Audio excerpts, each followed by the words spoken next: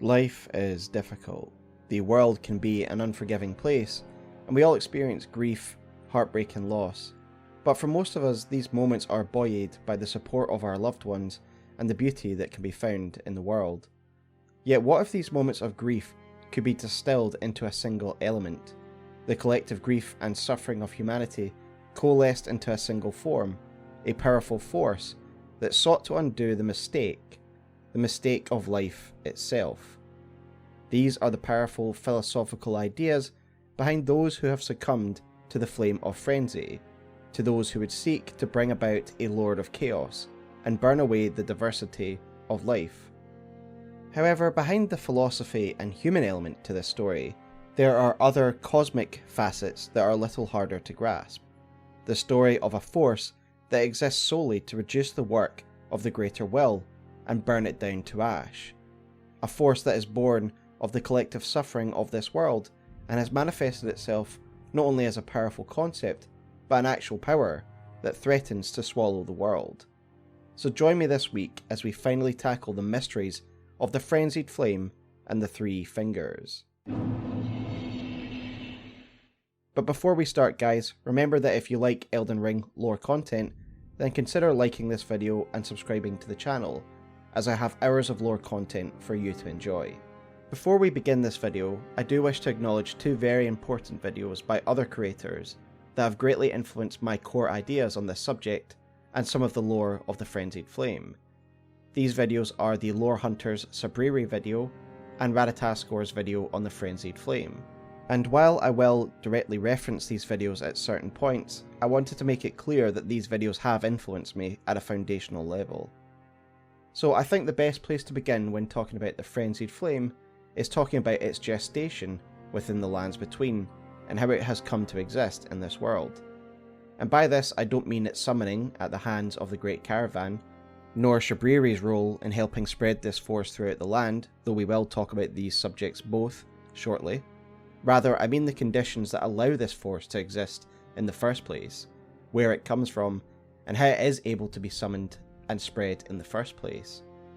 In my Outer Gods lore video, I presented what I believe to be a fairly solid analysis of the Outer Gods, and I would recommend that you watch that, but I will still go over the foundational ideas for the sake of analysing the Frenzied Flame and the Three Fingers. In that video we posited that the Outer Gods are akin to the concept of kami, and this idea came to my attention thanks to a commenter, Great Cosmic Axolotl, and then I discussed the subject with Sabako no Meiko's translator Mirko, and they let me know that this is one of the prevailing understandings of the Outer Gods in the Japanese lore community.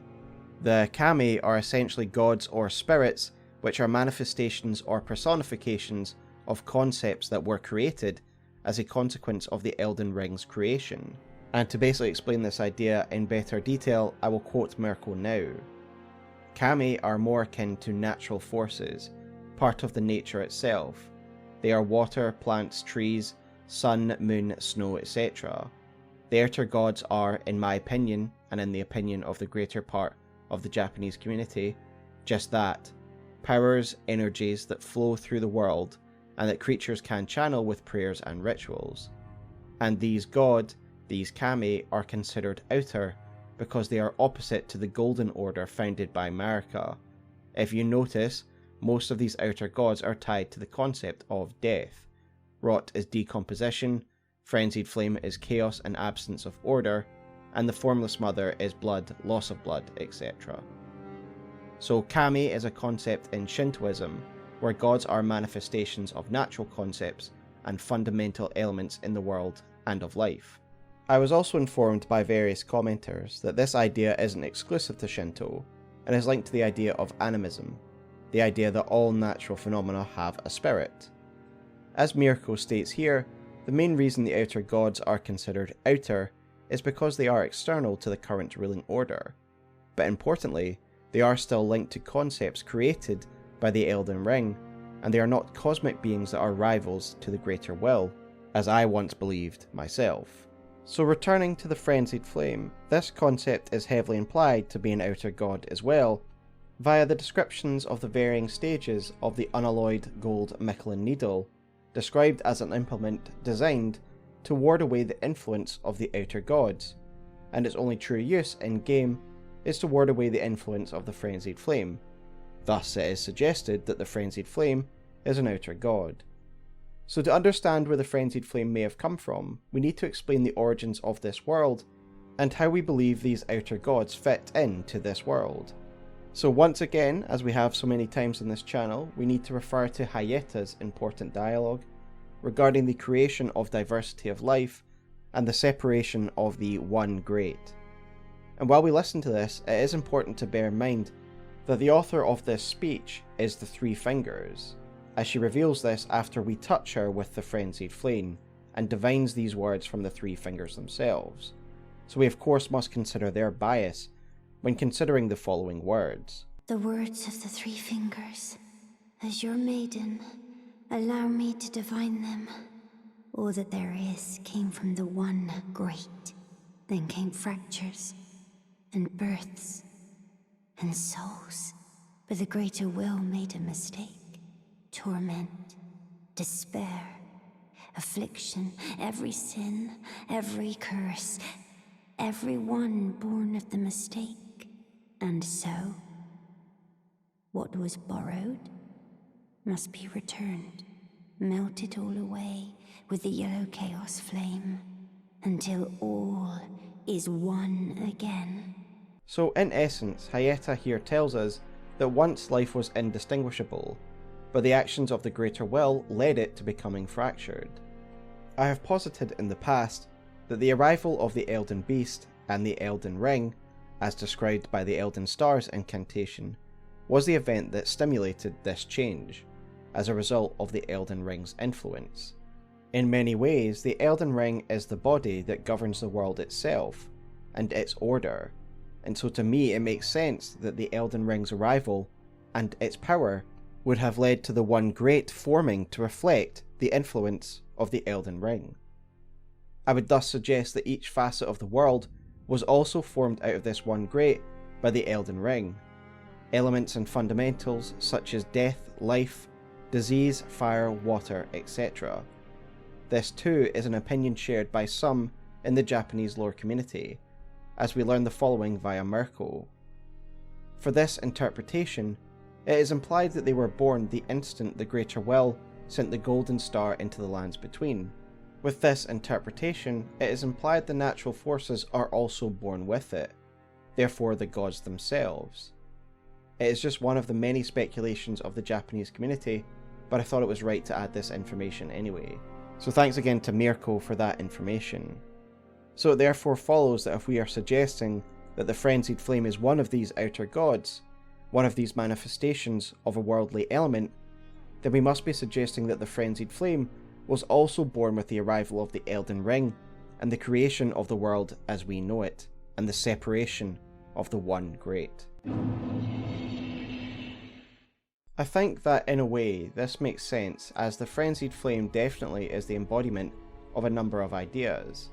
However, it is unique among the outer gods in that it exists almost as a mirror reflection of the Greater Will's order, and in opposition to it, rather than trying to fit into it.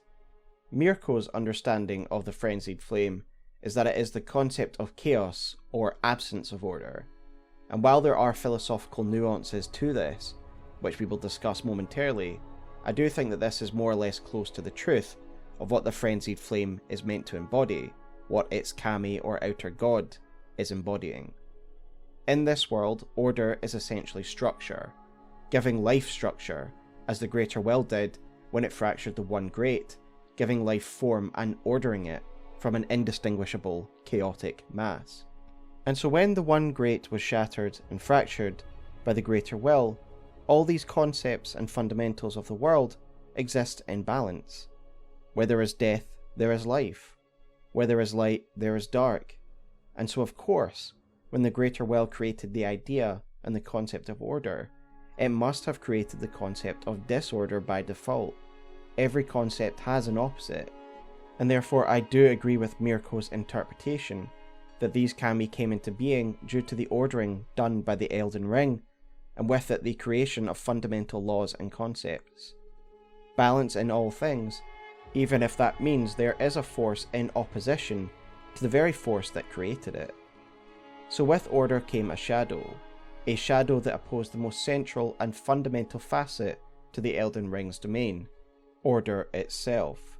And with that, we can assume that this force would have had the potential to manifest a god, a kami, much like the other outer gods, hence the outer god of the Frenzied Flame. And as Mirko said, each of these outer gods, each of these concepts can have their own followers and worshippers who can help channel its power. We have, of course, the Mohgwyn dynasty and the Bloody Fingers who serve the outer god of blood, and we have the devoted of rot like Gowry who serve the outer god of rot. And in this case, with the outer god of the Frenzied Flame, it is no different. There are those who worship the outer god of the Frenzied Flame. So the story of those who would become representatives of this particular ideology is something quite intriguing and somewhat confusing, but it is important for us to assess in order to get a stronger understanding of the Frenzied Flame.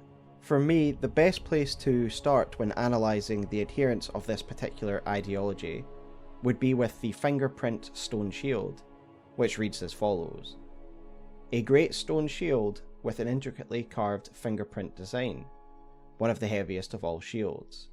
Part of the tomb of an ancient god, the readerless fingers relayed their messages through these imprints, said to be the very seeds from which frenzy first spouted. This is a really fascinating piece of lore because it firstly tells us that this is the source of the flame of frenzy, but that is something we will consider in the next chapter. However, what I want to discuss in this current chapter is the idea of the god of the Frenzied Flame, and thus it's interesting in this fingerprint stone shield's description that we get mention of an ancient god that was placed within a tomb.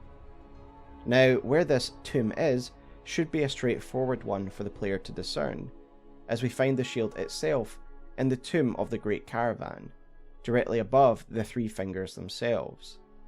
Indeed, the tragic caravan is described to have been entombed in the description of the nomad's ashes. But what is this tomb, and what is the ancient god that was entombed within? We learn via the fingerprint shield that unlike the two fingers who have interpreters, like the finger reader Enea, the three fingers have no such readers, and thus they used fingerprints to convey their messages. But the question remains, whose message? Is it their own, or are they envoys like the two fingers are? Well, the first suggestion that I have for you is that it is the message of the three fingers themselves, a case of Occam's razor, if you will, given that it is the three fingers that we find in the tomb, and the three fingers are mentioned in the same breath as the ancient god in the fingerprint shield's description, and that it is the three fingers that are considered the god, and they do not play the same envoy role that the two fingers do for the greater will. I do also believe that this is backed up by the item Note the Lord of Frenzied Flame, as it reads the following: beneath Leyndell at the bottom lies our Lord, Lord of the Frenzied, the three fingers who hold us in thrall. The specific wording here, to me at least, suggests that the three fingers are revered not just as envoys of the Frenzied Flame, but as a lord or god themselves. I believe that the three fingers are the corporeal manifestation of the kami or outer god of chaos, and that they take the form that they do because of what it stands for. It stands for reunification. I've never been one to believe that there was once a 5-finger hand, and that it was split after the one great was split, because first of all there are multiple 2 fingers, so the maths doesn't add up anyway. So rather than seeing these 3 fingers as something that was literally torn off a 5-fingered hand, I instead see them as a manifestation of the god of chaos itself, its chosen form meant to symbolically oppose the 2 fingers representing the other 3 of a whole 5, a reflection of its goal to return the world to a single state of matter. The way in which these 3 fingers communicate only serves to further contrast them with their 2-finger counterparts. The 2-finger heirloom highlights the fact that the 2 fingers communicate in a more graceful and organised manner, as it reads the following: fingers cannot speak, yet these were eloquent. persistently did they wriggle, spelling out mysteries in the air. Thus did we gain the words of our faith. The two fingers wriggle and are interpreted by finger readers, and from these come the words of the faith, transcribed into cipher, as shown by the cipher pata, a language of light. It is all so sophisticated, organised and orderly. And then you have the three fingers, that crudely transcribe its messages by animalistically gouging its fingerprints into stone, such as we see it doing when we first gain an audience with it, and basically just a far more crude and inelegant way of transcribing its message as opposed to its two finger counterparts. And I think this contrast is useful in showing how the three fingers are meant to symbolise the complete subversion of order, and reflect their two finger counterparts. The lore hunter also ponders the question of what the three fingers are in his excellent video on Shabriri, and he offers a differing perspective on this that I could also buy into, and so I will offer it now. In his video, Lore Hunter highlights how, like Rani, chosen candidates, or Empyreans, have their own two fingers. Lore Hunter therefore speculates that these three fingers once served a god, who ruled and brandished the Elden Ring in some previous age that we don't know about, but of course that this god died in due course, and is the ancient god that is mentioned in the fingerprint stone shield that was then entombed alongside its old two fingers. Without any purpose, now that their god was dead, they were cast aside and left to rot beside their fallen god. These two fingers would warp and become envoys for the Frenzied Flame, warped and driven mad by their loss of purpose. Lore Hunter goes further and suggests that there is no outer god at all, per se, but instead that this is all the actions of the three fingers, former servants of the greater will, cast aside, and that they are outer god / cosmic due to the fact that they are related to the greater will itself. And again, I highly recommend you check out that video that I will link below.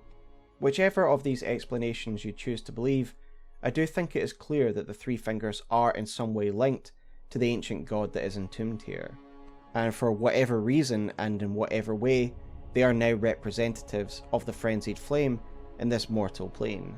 And with that said, let us assess the tomb itself. Evidently we must assume that it is very old, given that the god buried here is referred to as ancient. But is it older than Leyndell itself, or was it built alongside it or after it? The answer is really impossible to know for sure, but I will give my personal take on it, as I believe it's quite interesting to consider the age and purpose of this tomb. I believe that it is pretty clear that some of the architecture surrounding the Frenzied Flame prescription must have been built around the same time as Leyndell. The shunning grounds around it and above it, for example, appear to be some kind of sewer system, which must clearly have been built for the city above it. I would also argue that the church that actually acts as a seal to the entrance to the Frenzied Flame prescription, i.e. the arena in which we fight fake Moog, is at most from the early Erdtree era, because it has the same architecture as other catacombs that we find around the world, and also like the nearby Leyndell catacombs, by the way, which is also adjacent to this sewer system. The reason that I think these are similar architecture is of course because you can find these skeleton statues within this church that you can find in other catacombs. And if these share the same architecture as the catacombs, it means it must have been around from at least the Erdtree era, because these catacombs designs are meant to facilitate Erdtree burial, something we learn about via the root resin item description, which reads, "The roots of the Great Tree were once linked to those of the Erdtree, or so they say, and it is for that reason catacombs are built around Great Tree roots." So it therefore tracks that these catacombs are an Erdtree era construction, meaning that this underground church must also be. This does make sense, as it is directly connected and built into the wall of the giant cistern which makes up the central hub of the sewer network. However, behind the movable altar lies the Frenzied Flame prescription, the Tomb of the Three Fingers, and this could be older than Leyndell and the church in front of it. Firstly, the architecture is different than that of regular catacombs. or at least it doesn't have the same furnishings that would concretely align it with them, such as the skeleton statues. And given this church on front of it seems to have been built with the express purpose of sealing and hiding the Frenzied Flame prescription, it surely must have come after the original tomb was built. The timeline in Elden Ring isn't clear, and so while this is an ancient god, the founding of Leyndell itself could also be considered an ancient event, and so we can't really use that terminology to determine if this tomb was built before Leyndell. However, what I would like to say is that I would guess that this tomb was built independently of Leyndell, but was later sealed by those of the Erd Tree, behind the false altar we find in the Shunning Grounds. We of course know that the royal family must have been responsible for its sealing, because of A. Morgoth's seal, knowing that at least he was familiar with what lay in this tomb, and B. we learn that the Great Caravan of the nomadic merchants was sealed within the tomb, via items like the nomadic merchant chapeau, which reads as follows. These merchants once thrived as the Great Caravan, but after being accused of heretical beliefs, their entire clan was rounded up and buried alive far beneath underground. This also suggests that perhaps it was at the time of the Great Caravan being buried that this tomb was actually sealed away, the way that it was by the time that we see it. There are no definitive answers here, but personally I believe that the tomb was a separate construction and was later sealed by those of Leyndell once its true purpose was discovered.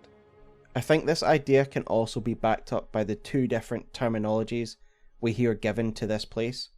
It is referred to as the Tomb of an Ancient God in the Fingerprint Shield, but is later known as the Frenzied Flame prescription meaning forbidden.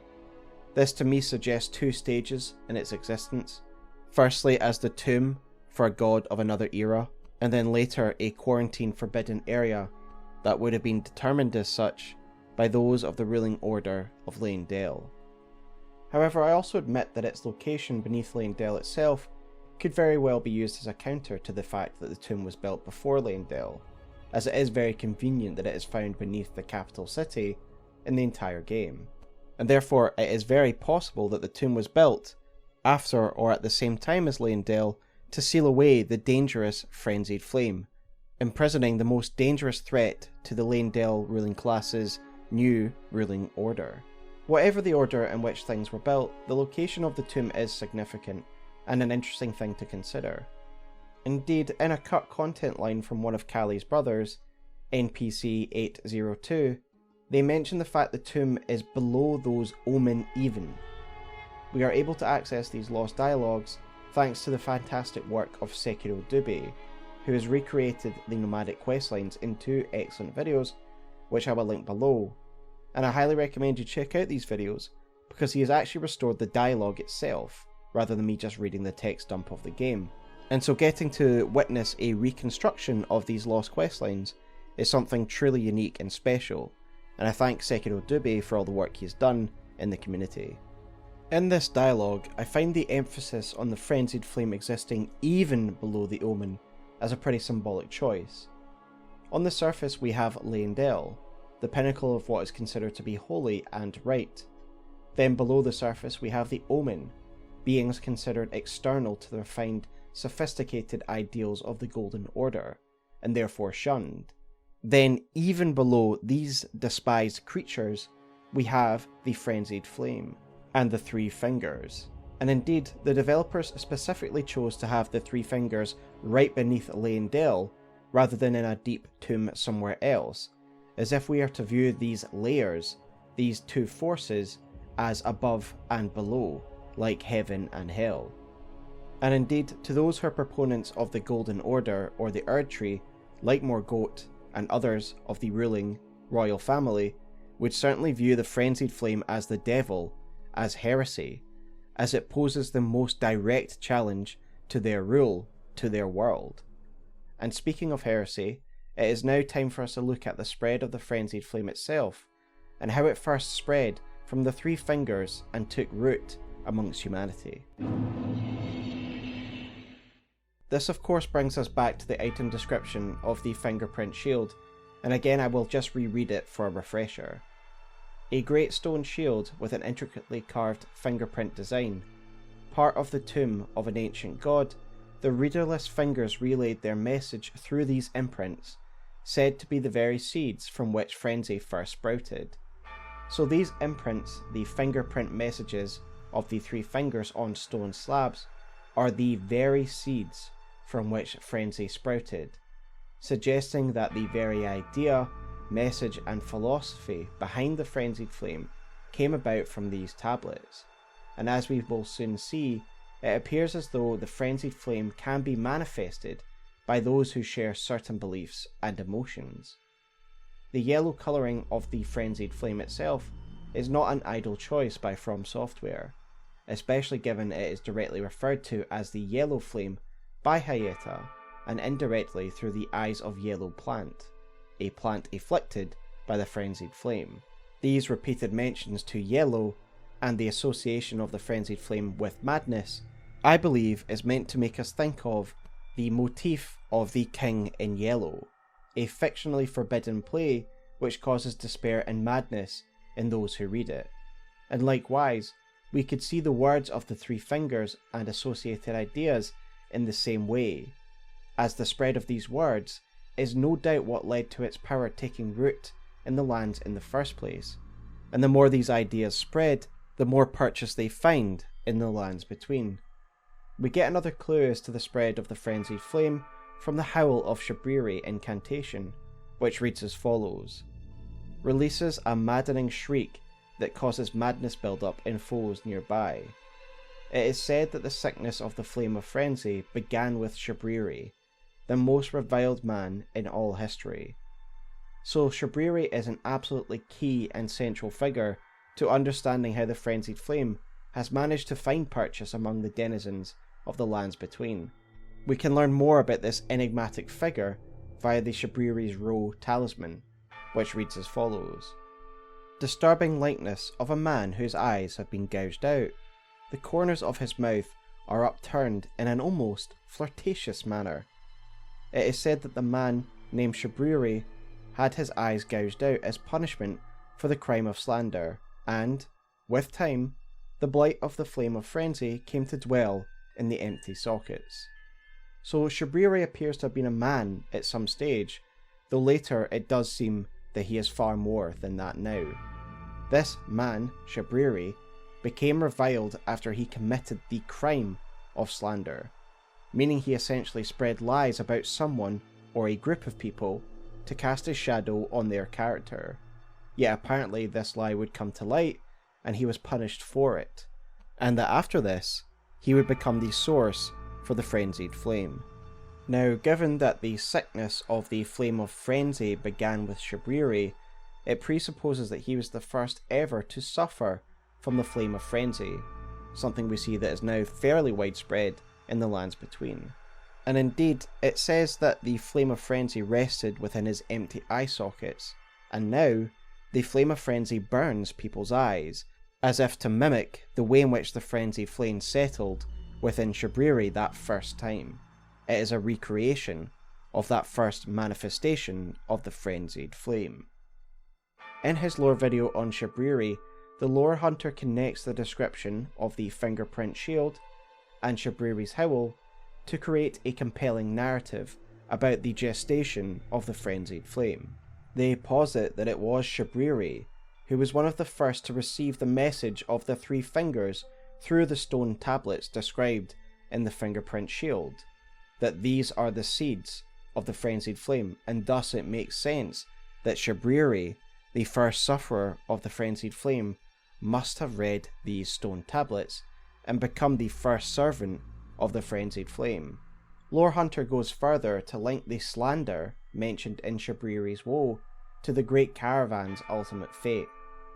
This is due to some cut dialogue and some questlines that can be found in the text files, and again this is something that has been recreated in its entirety with the audio by Sekiro Dube, and I highly recommend you check that video out. In a nutshell, Kale would try and locate the Great Caravan of his people, of his ancestors, before finding the shocking truth of their ultimate fate deep below the capital. At this stage, Kale would say the following: Did you see what they did to my ancestors? The whole clan buried alive, sick, maddened, husks of themselves.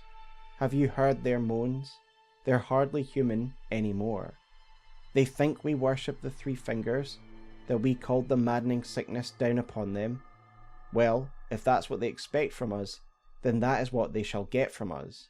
The world of grace and its people should have been content to see us sink between the cracks. This dialogue is cut content, so I would ask you to take it with a pinch of salt.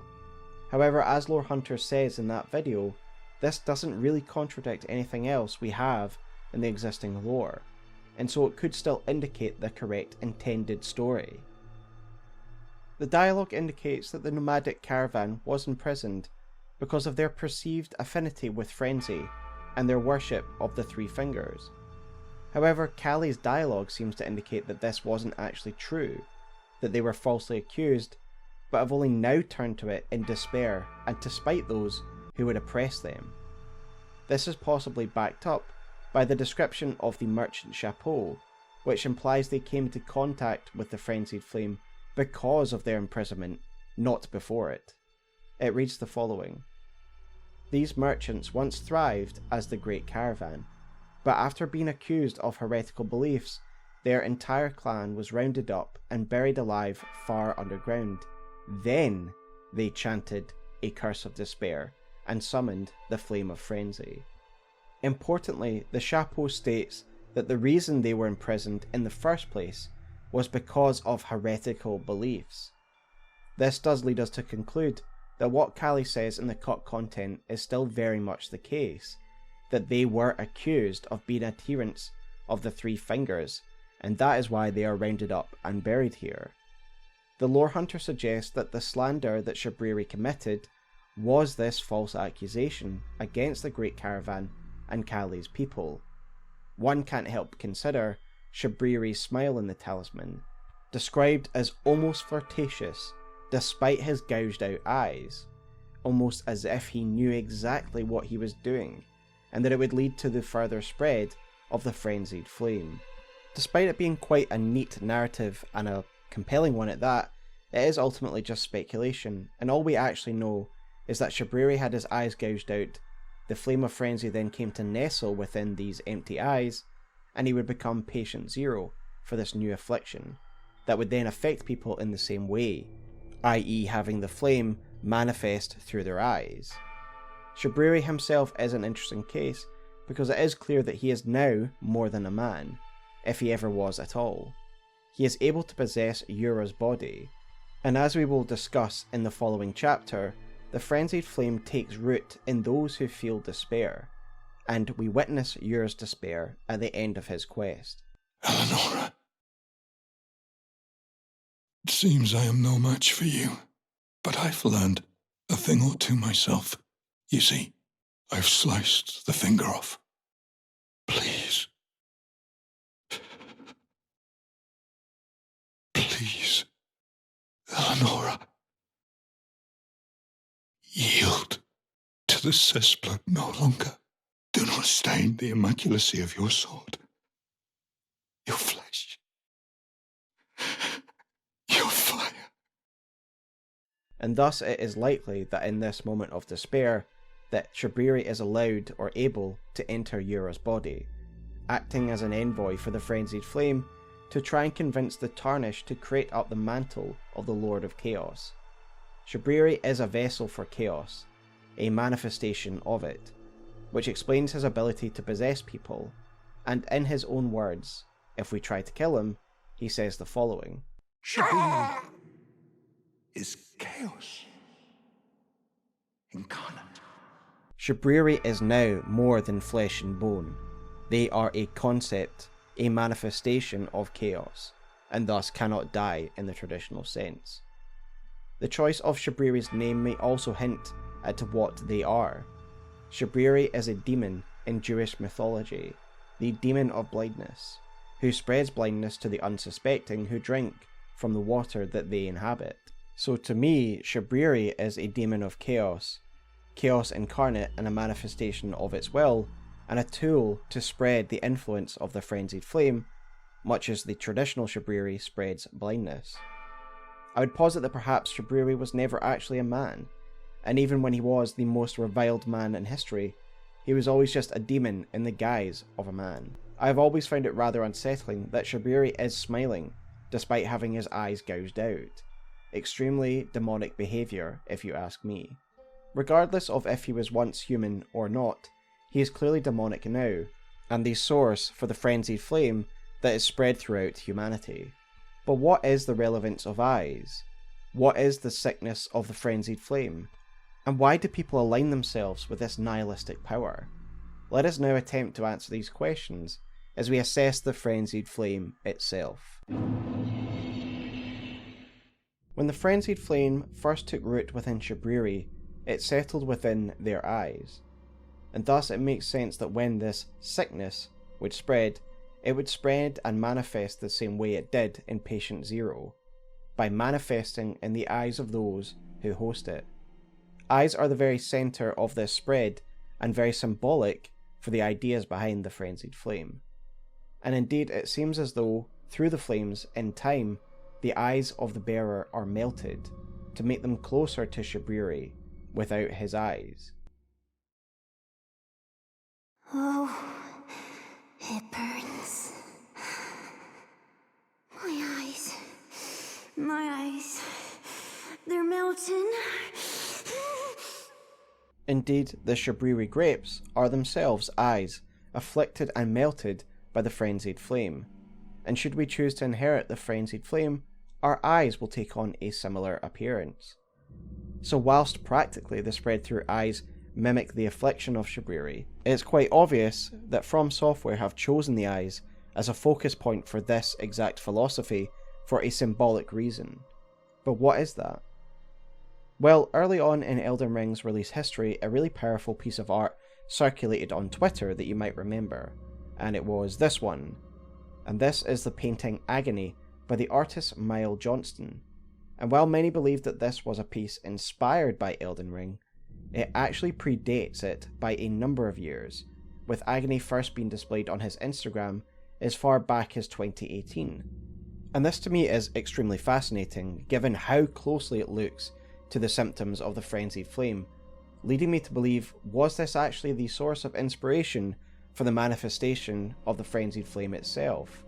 Though as shown by Zyostorm in one of his discovery videos, this same gesture and idea is also displayed on a Magic the Gathering card, Mindblaze.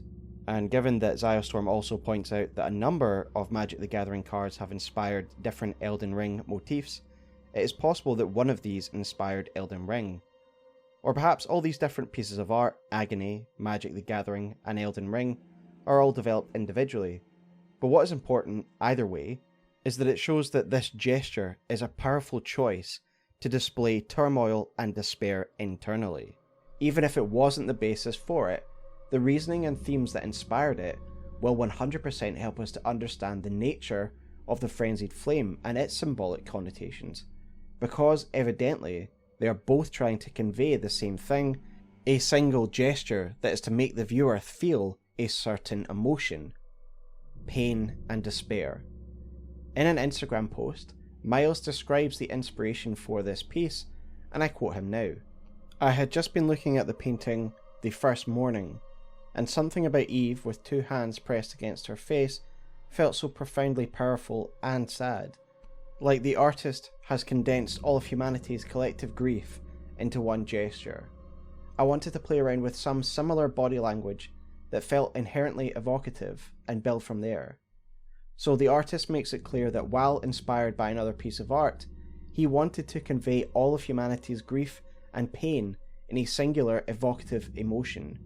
Likewise, I believe the similar positioning of those who are suffering from the Frenzied Flame with their hands on their head is meant to convey something similar, that we look at these characters and instantly realise that they are going through some kind of suffering or some kind of pain. Even before you fully understand the full lore of Elden Ring, it is really clear what this gesture is trying to convey. Pain, grief, sadness.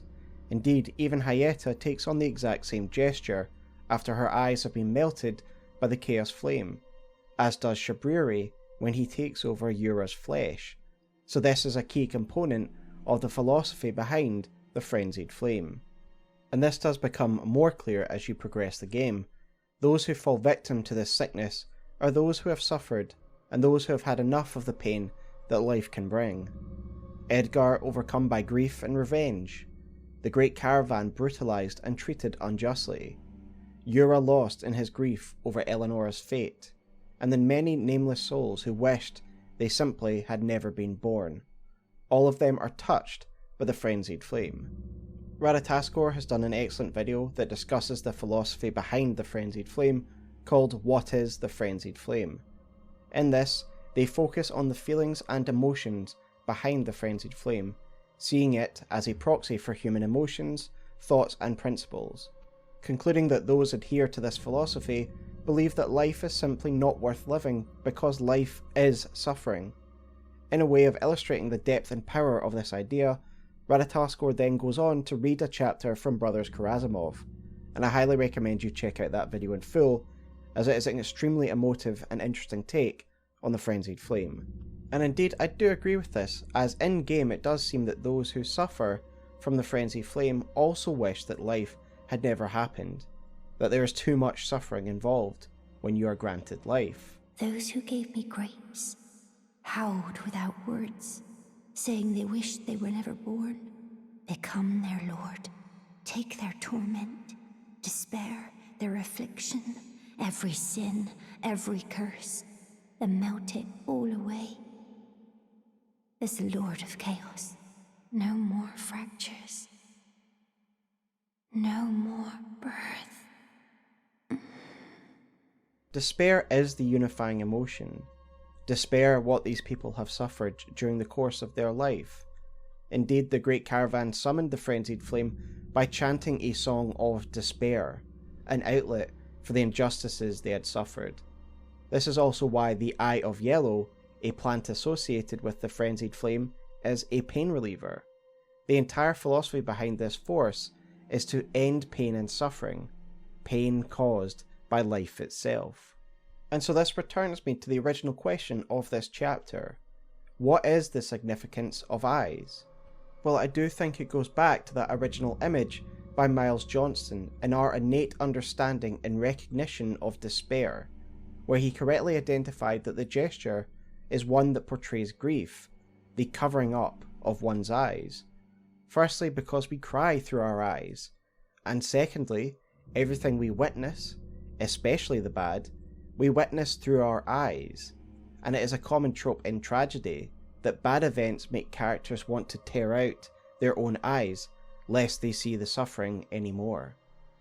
There is of course the classic example of Oedipus Rex, a tragedy written by Sophocles, in which the titular character, Oedipus, unknowingly murders his own father and marries his own mother. When the truth is revealed to him, he gouges out his own eyes in despair. Despair is the core tenet behind those who are adherents of the Frenzied Flame, and thus for me, their eyes being melted in despair is thematically apt, which is why eyes end up being thematically important for the Frenzied Flame. Even the plants born of the Frenzied Flame touch, like the Eyes of Yellow, take the form of eyes. Given the importance of sight then, what is the relevance of Hyetta's weak sight? Given all we have said about sight thus far in this chapter, it must be clear that there has to be some relevance to Hyetta's weak sight, and that has to be central as to why Irina was chosen as a vessel for this Hyetta. Is it perhaps because she is not able to see the tragedy of the world, and thus is a purer state of being according to the Frenzied? After all, Irina is spared the sights of the horrific and bloody Morn massacre, and Hyetta is spared the truth of what she must ingest, human eyes. Or perhaps a lack of sight is needed so that the potential maiden can see the distant light in their head, rather than being distracted by the corporeal world. All speculation, but her lack of sight is clearly an important aspect to her becoming a three-finger maiden. With the symbolism aside, let us look at the spread of the frenzy itself. It seems that it can be spread in two different ways. 1. The passing from one life form to another, like a regular sickness, or 2. Manifesting in those who experience great despair. It is of course referred to as a sickness via the Howl of Shabriri item description. The Frenzied village in Liurnia also seems to be an infection vector for this force as well. What are the chances that everyone in this same village had the same beliefs that manifested it, including the soldiers that seem to be stationed here? Rather, it seems more likely that it has infected the whole village, and one of the note key items seems to back up this idea, as it implies that we may also catch it should we go there. The Frenzied Flame village note reads as follows. South of the Grand Lift of Dectus lies the Frenzied Flame village, inhabited by the sick. Stay well away. Again, it refers to it as a sickness and asking us to stay away, suggesting it can spread like a traditional disease. And indeed it can spread like one, as we can suffer from the madness of frenzy if we are accosted by the afflicted, and when the incantations of chaos are unleashed upon us. The very fact that rats can be tainted by the Frenzied Flame should also indicate that it does spread like a traditional disease, as it is doubtful that rats would manifest the flame through emotion. Rather, they most likely get it through eating the corpses of the dead, of those who once held the sickness. And we do know that the deceased who held the Frenzied Flame in life are still infected with it, as the yellow ember item description reads as follows. A sign that the deceased suffered from the flame of frenzy. This grape has ripened and burst. So it has spread like a normal disease, and as usual, rats are a vector or carrier of disease, but in this case they carry the disease of the Frenzied Flame, and can spread it to others should they attack them. It even seems like this sickness can spread to other parts of nature too, manifesting in a perversion of vegetation that could serve to further spread it should it be eaten by wildlife or humans. And I of course refer to the Eyes of Yellow, which read as follows. Grown in lands afflicted by frenzy, it is used for its pain-relieving properties, though it is also known to be a dangerous intoxicant. The fact that this is in lands afflicted by the Frenzied Flame shows that it spreads not just through the mind and through humans, but as if it is a regular plague. However, as I mentioned, the Frenzied Flame can also be manifested, as we have already seen with Shabriri, who is basically patient zero. And it also seems as though, in the case of the Great Caravan, it was manifested through their grief, rather than it being caught by them like a disease. And again I read the description of their chapeau. These merchants once thrived as the Great Caravan, but after being accused of heretical beliefs, their entire clan was rounded up and buried alive far underground. Then they chanted a curse of despair and summoned the Frenzied Flame. So the Great Caravan were not sick nor infected, but through the suffering they endured and the despair they felt at their unjust treatment, the flame was summoned, manifested. Edgar is also one who appears to have fallen victim to the Frenzied Flame through his emotions. We can loot a Shabriri grape from his corpse when we defeat him in his Revenger form, suggesting that in his grief and despair, he fell to its power and it manifested in his eyes, which is why we can take them as a Shabriri grape.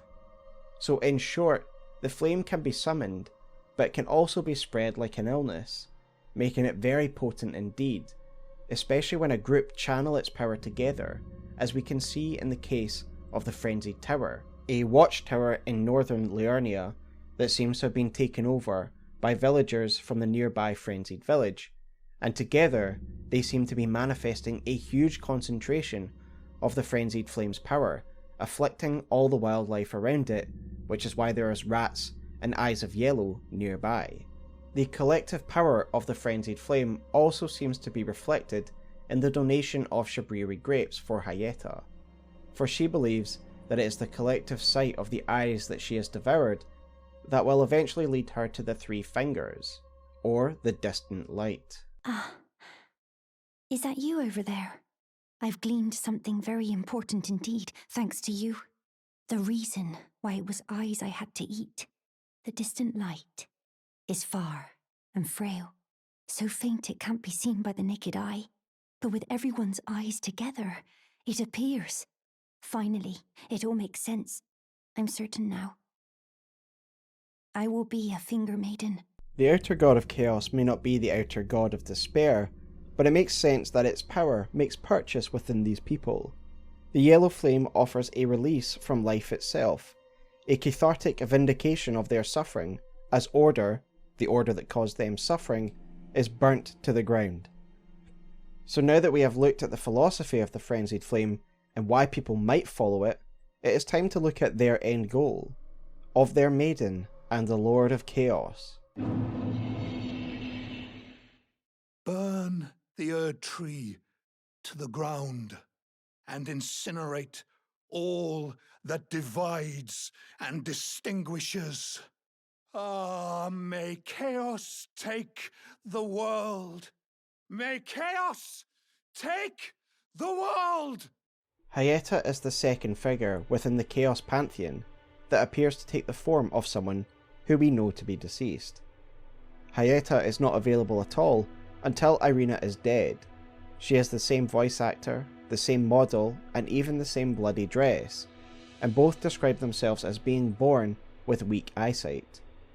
Given what happens with Yura and Shabriri, it isn't hard to imagine that Hyetta is an instrument of the Three Fingers, a reincarnated version of Irina, though someone less directly connected to the Frenzied Flame as Shabriri, as Hyetta doesn't evidently know what Shabriri grapes are until we tell her.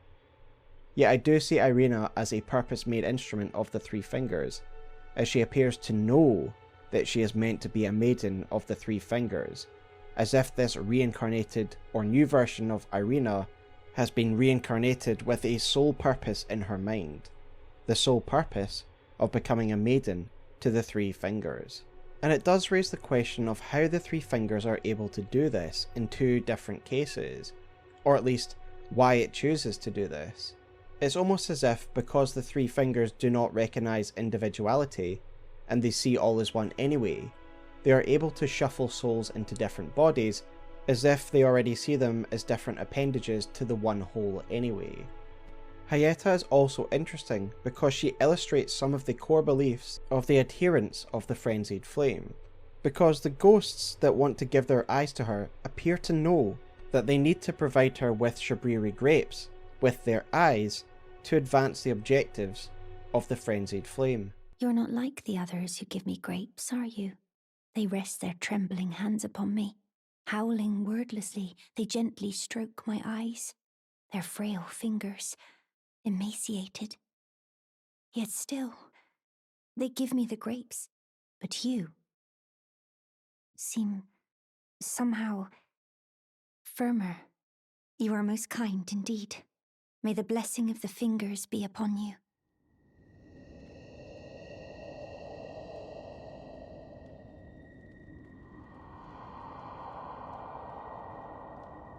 And indeed, these adherents also know about their promised Lord of Frenzied Flame, as we see this Lord of Chaos referenced by frenzied ghosts as well.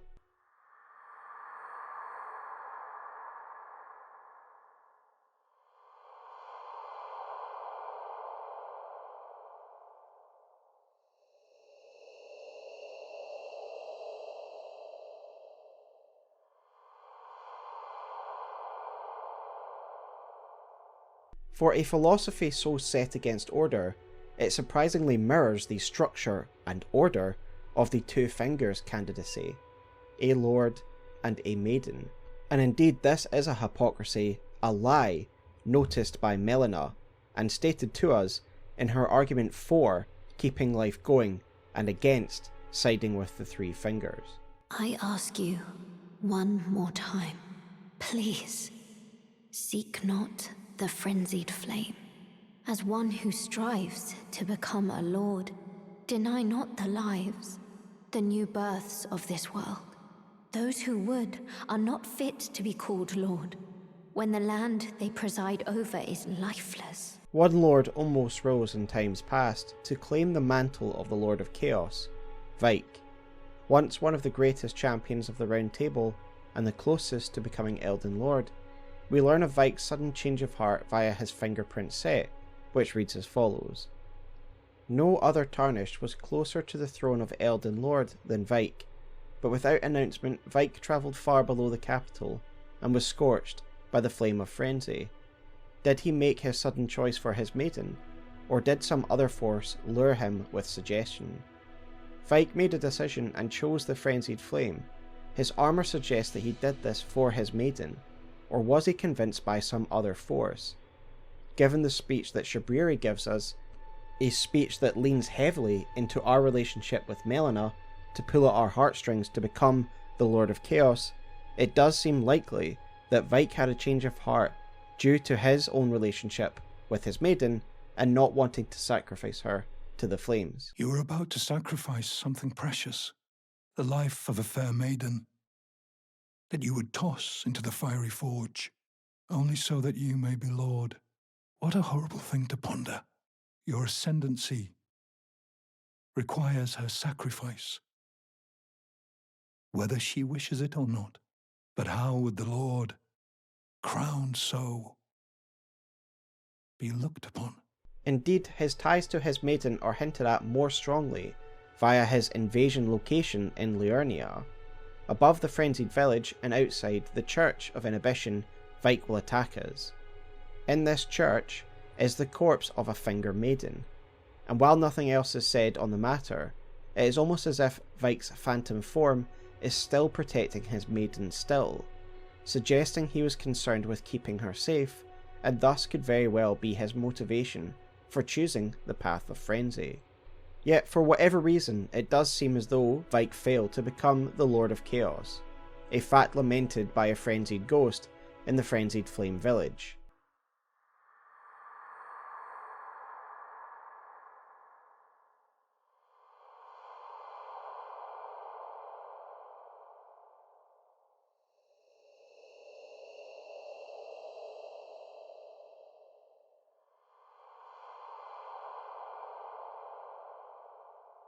Most likely Vyke failed because he was imprisoned, as we can find him in an Everjail, in the mountain tops of the Giants, as if he was on the way to the Forge to unleash its power, as we later do on our path to unleashing the Frenzied Flame if we choose the path of the Lord of Chaos. If you'd like a more dedicated video on Vyke himself, I would highly recommend V-Limit's video on the subject. In this video, V-Limit makes a compelling case for what happened to Vyke.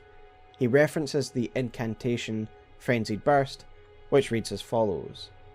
In times past, every single person who attempted to control the flame of frenzy succumbed to its madness after a desperate internal struggle. This incantation is testament to a meagre victory.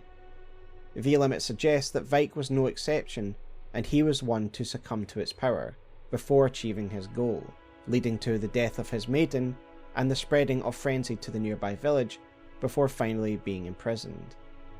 And indeed this does seem likely, given that the Frenzied Burst is actually an incantation used by Vyke in his fight with us, suggesting that he is one of the people who tried to master the Frenzied Flame, but ultimately succumbed. Yet we can take up the mantle and inherit the Frenzied Flame, and go further than Vyke, if we take on Shabriri's advice and we use our own body as kindling to the flame of ruin. And this moment really is a testament to the power of the flame of frenzy within us, as Melina does seem to be burned away completely in the process when she acts as kindling, and yet we survive and harness this power, as if the power of the frenzied flame within us is enough to sustain us through the process. While those on the path to Elden Lord will merely burn the Erd Tree superficially and essentially restore it with the repairing of the Elden Ring. However, the Lord of Chaos is a different matter. They use the Flame of Ruin to burn the Erd Tree to gain access to its heart, and at that point the Lord of Chaos will unleash the frenzied flame within him to burn the Erd Tree right to the ground, and the world to follow behind it. With the fall of the Elden Beast, and the Elden Ring left unrepaired, there is no longer any order to hold back the chaos, and that is why that at this moment the Chaos Flame can erupt from the player and burn the Erd Tree to the ground and the world following it. Hyetta herself is the best source for what happens here. Thank you. I have touched them. The words of the three fingers. As your maiden, allow me to divine them. All that there is came from the one great. Then came fractures, and births, and souls. But the greater will made a mistake. Torment, despair, affliction, every sin, every curse, every one born of the mistake. And so, what was borrowed must be returned, melted all away with the yellow chaos flame, until all is one again. But not only through her words, but also her own corporeal fate. For by touching her with the flame, she too becomes a vessel for the Frenzied Flame, albeit briefly, and at that point she's able to connect with the three fingers and translate their words and give our purpose to us, but unlike us, she is not able or meant to contain the power for long, and succumbs to its power as all will. For when we return, she is gone, melted away, and only the flame remains. The three fingers and the power of the Frenzied Flame is the manifestation of chaos and disorder in the universe. Its aim is to melt away the ordered separation of individual life, so that life is more chaotic and unformed. It is the nihilistic endgame that appeals to those who despair, to those who have suffered, and to those who think that life itself is a mistake, for without it, without life and the choices that come with it, they would not have experienced the pain or the things that they have seen. Starting with their eyes, the yellow flame will melt away the very notion of pain, for without eyes you cannot witness pain. Without life, there is no pain at all. There is in fact nothing. The fact there is pain and hardship is something even its opponents do not deny. But perhaps those on the side of life merely see things differently. For without order there is no disorder, and without pain there is no beauty, no love, or no life. If you intend to claim the Frenzied Flame, I ask that you cease. It is not to be meddled with. It is chaos, devouring life and thought unending.